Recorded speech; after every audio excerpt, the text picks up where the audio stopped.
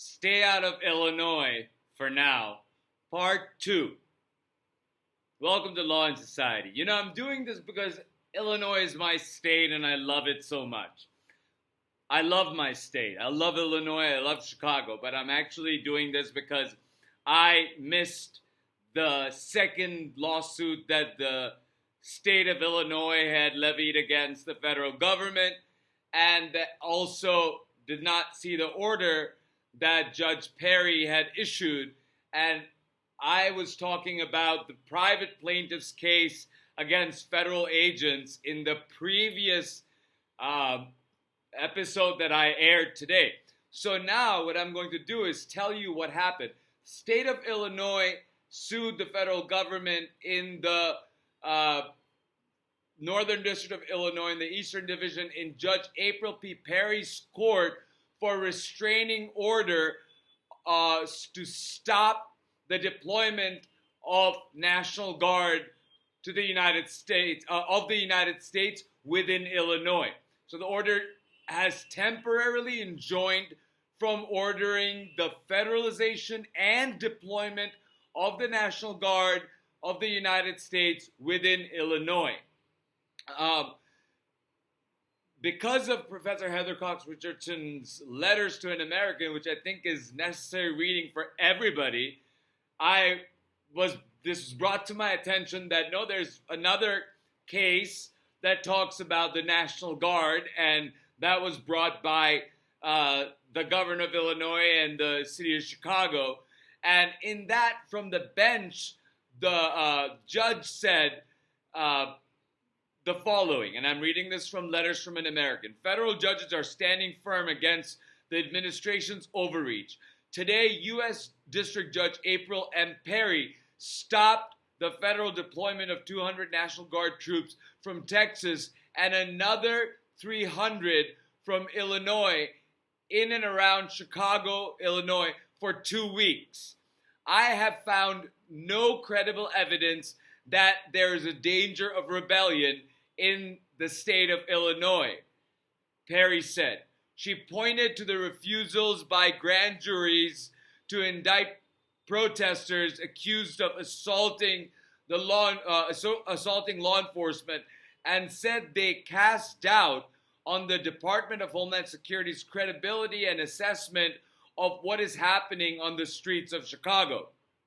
And then in the written order, she ordered the enjoyment for 14 days of the federalization and deployment of the National Guard of the United States within Illinois. And that obviously includes all of the other National Guards from other states that Donald Trump is talking about bringing to Illinois. He's already brought Texas. He's now talking about bringing in California Guard.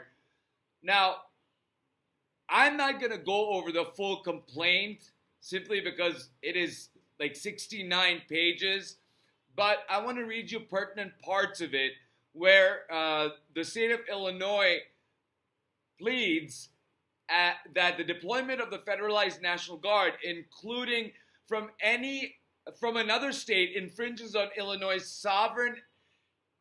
sovereignty and right of self-governance. It will cause only more unrest, including harming social fabric and community relations and increasing the mistrust of police.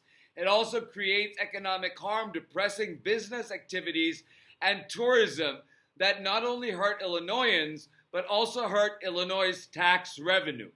Illinois asks this court to declare these actions unlawful and enjoin them immediately, and asks permanently, but that doesn't happen. It's just ask for a temporary restraining order. Illinois says once the National Guard members have been federalized, they are for all relevant purposes legally equivalent to members of federal armed services. One crucial distinction between the National Guard deployed under Title 32 and those deployed under Title 10 is that only members deployed under Title 10 are federalized and functionally equivalent to federal forces. Now, mind you, that is the law that Donald Trump's regime has picked to activate and federalize the National Guard.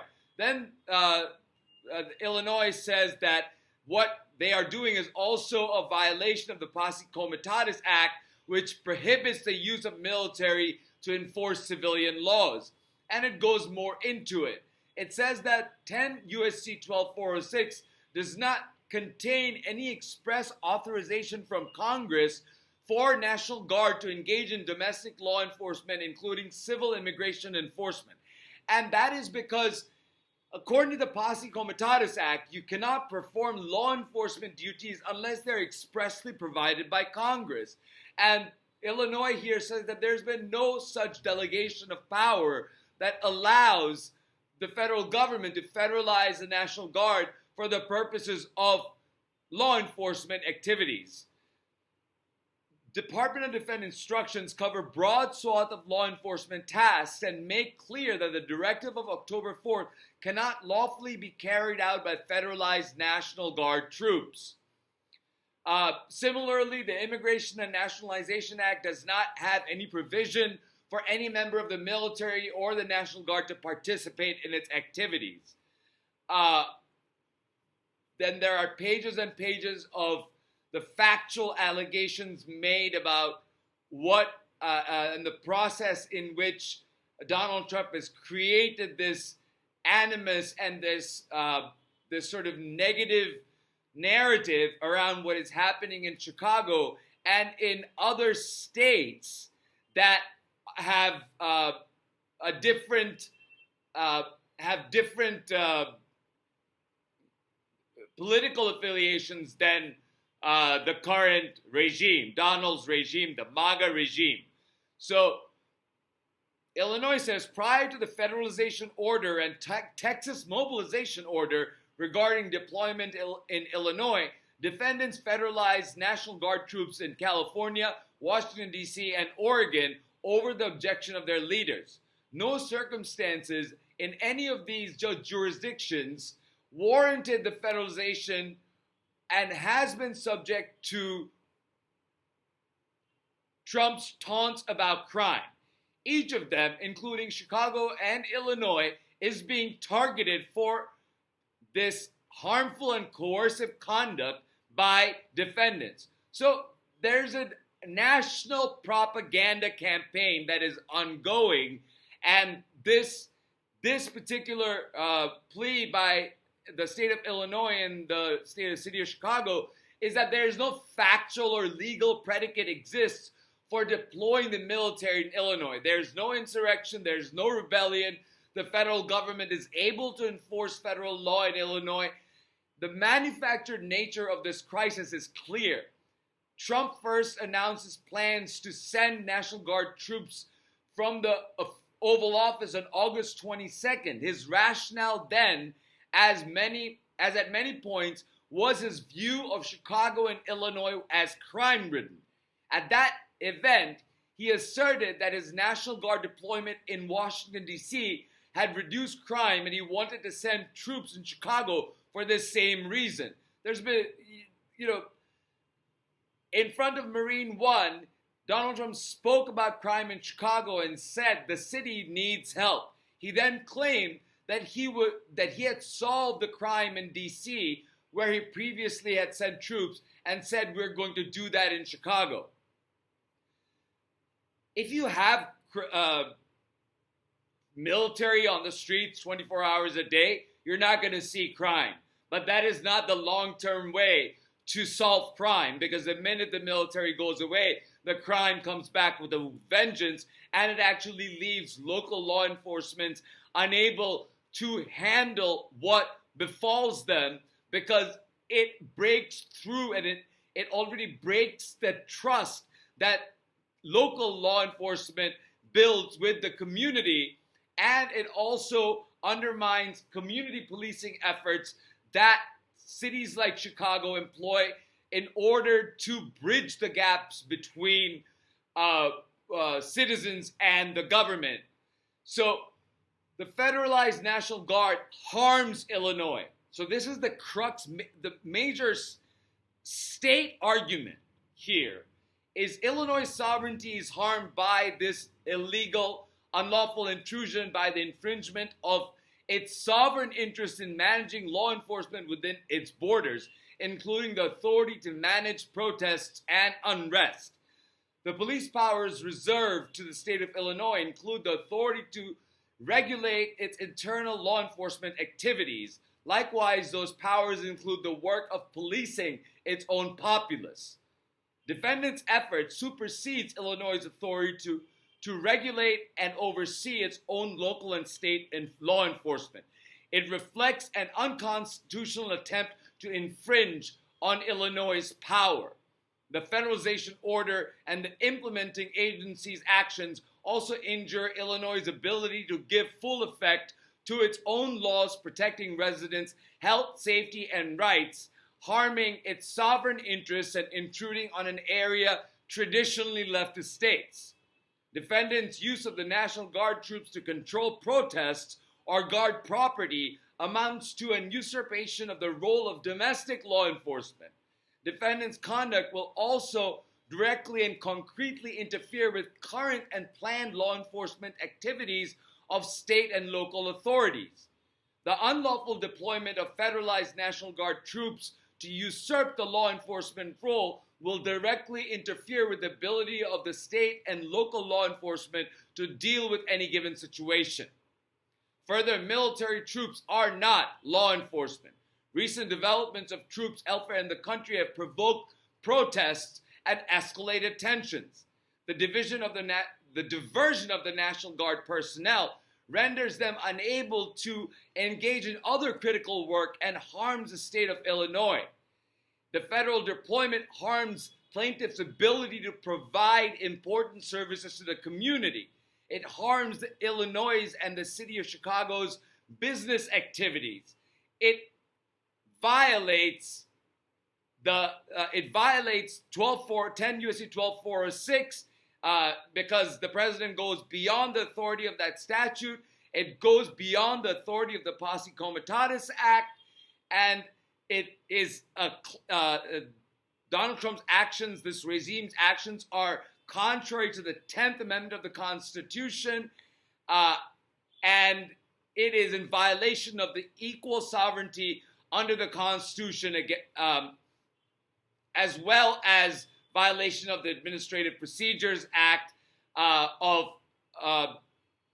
arbitrary and capricious actions against one party, and violation of Administrative Procedures Act that is action in excess of statutory and regulatory authority. And so it's just a list of violations, and the violation of U.S. Constitution separation of powers, and the violation of the U.S. Constitution militia clauses that gives the power to Congress, except in extreme circumstances where they delegate it to the president. It's also a violation of the U.S. Constitution's Take Care Clause, claiming that the state of Illinois is claiming that defendants have violated the Take Care Clause by asserting authority over Illinois state militia that the Constitution and federal law expressly assigns to Illinois. Additionally, defendants have violated the Take Care Clause doctrine by disregarding the limits of the Posse Comitatus Act, barring the participation of federal military enforcement forces in law enforcement, and therefore asks for this injunctive relief. And the court grants the relief. Mind you, this is, again, a temporary restraining order. It lasts for 14 days. We're going to see what happens. I think that a notice of appeal has already been filed. If not, expect one to be filed, going to the 7th Circuit Court of Appeals. And we'll see if they stay this order or not. The 9th Circuit Court of Appeals stayed the order of the Oregon judge, Judge Immergut, to federalize the troops, but did not stop the order that said that you may not bring National Guard troops into Portland, into that district. So we're going to see how the 7th Circuit deals with this ruling from Judge Perry, and then there's also the previous ruling by, I think, was it Judge Mills? So, sorry about the confusion. this is the case that is by the state. The previous one was about the plaintiffs. That's why I was a little confused why the state wasn't one of the plaintiffs in the first case. But, at this time, you're being flooded with information, and I kind of missed this one. And I'm glad I talked about the previous one first, because that one is novel in its approach in claiming the First and Fourth Amendment violations of the federal government by the use of their federal agents. With that said, thank you so much for listening. Please like, share, and subscribe. Remember to share and pass on the message. And I will talk to you soon.